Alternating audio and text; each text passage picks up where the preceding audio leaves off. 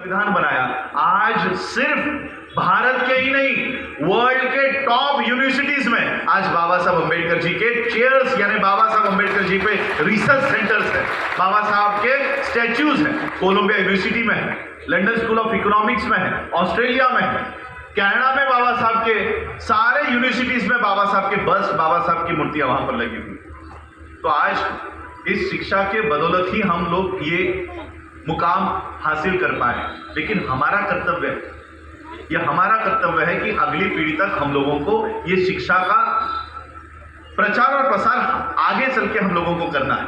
आज new education policy इस देश में अनेक राज्यों में लागू हो चुकी है, कल को उत्तर प्रदेश में भी लागू होगी, मध्य प्रदेश में लागू हो चुकी है। मनुस्मृति एक नए माध्यम से फिर से हमारे लोगों के बीच आना शुरू हो चुकी है। न्यू एजुकेशन पॉलिसी में 5वीं के बच्चे को यह पूछा जाएगा कि वोकेशनल ट्रेनिंग के माध्यम से इन शाखाओं में से तुम कौन सी शाखा लेना पसंद करोगे। शाखा कौन सी है? इलेक्ट्रिकल, मैकेनिकल, प्लम्बिंग, कारपेंट्री, ये 5वीं के बच्चे को पूछा जाएगा।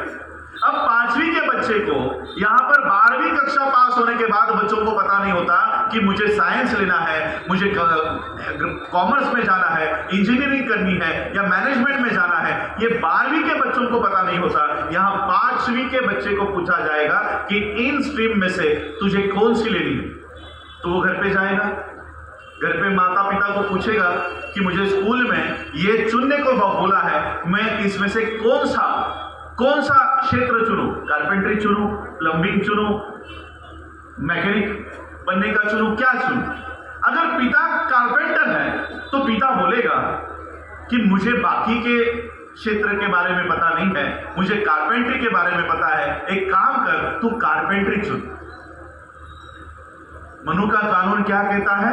मनु का कानून कहता है कि चमार का बेटा चमार बनेगा, नाई का बेटा नाई बनेगा, गड़ियारा का बेटा गड़ियारा बनेगा। मनु का कानून कहता है कि जो जिस जाति में पैदा हुआ है, जिस जाति को जो काम निर्धारित करके दिया हुआ है, वो व्यक्ति वही काम करेगा। ये मनु का कानून कहता है। न्यू एजुकेशन पॉलिसी क्या कहती है? न्यू एजुकेशन पॉलिसी कहती है कि अगर बाप कारपेंटर है तो बेटा भी कारपेंटर ही बनेगा। ये मनु का कानून कहता है, ये न्यू एजुकेशन पॉलिसी कहता है। न्यू एजुकेशन पॉलिसी और मनु का कानून कोई अलग नहीं है, ये एक ही कानून फिर से इस देश में लागू होने जा रहा है। आप लोगों ने कहा कि 75 साल हो गए, आज हमारी स्कूलें नहीं। 75 साल होने के बावजूद भी आज हमको हमारा कार्यक्रम इस मैरिज हॉल में, आज हमारी यहाँ यूनिवर्सिटी होती, हमारे स्कूल होते, कॉलेज होते, तो हम हमारी बातें हमारे 4 दीवारी के अंदर कह सकते थे। किसी ने कहा कि हमारे एबीवीपी के लोग भी बैठकर सुन रहे होंगे। मुझे बताओ, क्या आरएसएस के कैंप में क्या पढ़ाया जाता है? यहाँ के किसी को, एक व्यक्ति को भी पता है? पता है आप लोगों कि आरएसएस के शाखाओं में क्या पढ़ाया जाता है? उनकी इतनों सी भी जानकारी लोगों तक नहीं आती कि आरएसएस के कैंप में पढ़ाया क्या जाता है। और हम क्या प्लानिंग करते हैं, ये बीच चौराहे में खड़े होकर माइक पे बोलते रहते हैं, माइक पे बोलते। क्यों? क्योंकि हमने अपनी यंत्रणाएं नहीं बनाई। मैं आपको बाबा साहब का एक स्पीच थोड़ा सा याद दिलाना चाहूंगा। बाबा साहब अंबेडकर जी के पिताजी मिलिट्री में थे, सूबेदार थे, मेजर थे। अंग्रेजों ने उस समय जब पेशवा रूल खत्म हो रहा था तो पेशवाओं ने एक कंडीशन रखी।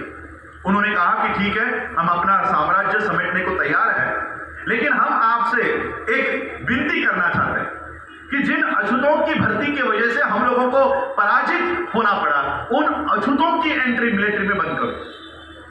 अब अंग्रेज तो हमारे कोई सगे थे नहीं, उन्होंने कहा ठीक है, और उन्होंने जो अछूतों की भर्ती थी मिलिट्री में वो बंद कर दी। इसका दुष्परिणाम यह हुआ कि बाबा साहब अंबेडकर जी के पिता की नौकरी भी चली गई, क्योंकि अचानक अनटचेबल्स की एंट्री मिलिट्री से बंद हो रही थी। बाबा साहब के पिताजी को वॉलंटरली, कंपल्सरीली रिटायरमेंट लेनी पड़ी। अब उनकी नौकरी चली गई। तो उनके पिताजी, बाबा साहब अंबेडकर जी के पिताजी, जब उनकी नौकरी चली गई तब वो ब्रिटिशरों को यह साबित करने में उन्होंने एक मूवमेंट खड़ी की कि हम आपके पक्ष से लड़े हैं, आपके पक्ष से लड़कर हम लोगों ने विजय हासिल किया है और आप हमारी ही बटालियन बंद कर रहे हो। बाबा साहब के पिताजी ने यह बटालियन शुरू करवाने के लिए बहुत बड़ा संघर्ष किया, लेकिन उनके जीवितपन में यह बटालियन शुरू नहीं हो पाई। जब बाबा साहब पढ़ाई लिखाई करके भारत लौटे तब बाबा साहब को अपने पिता का यह संघर्ष याद था।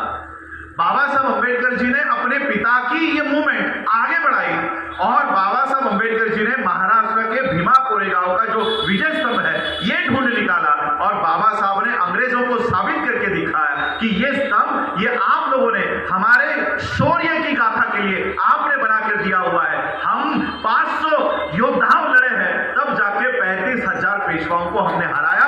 यह हमारा सबूत है, यह सबूत है, यह विजय स्तंभ, यह शौर्य स्तंभ आपने हमारे याद में बनाया हुआ है।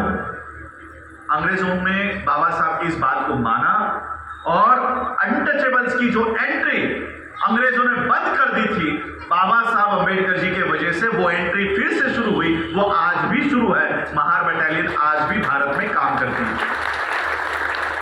ये होने के बाद वहां के सैनिकों ने, बाबा साहब के पिताजी के साथियों ने, बाबा साहब के साथ के साथियों ने बाबा साहब का सत्कार सम्मान समारोह आयोजित किया कि बाबा साहब अपने विजय हासिल की है, आपका सत्कार करने जा रहे हैं।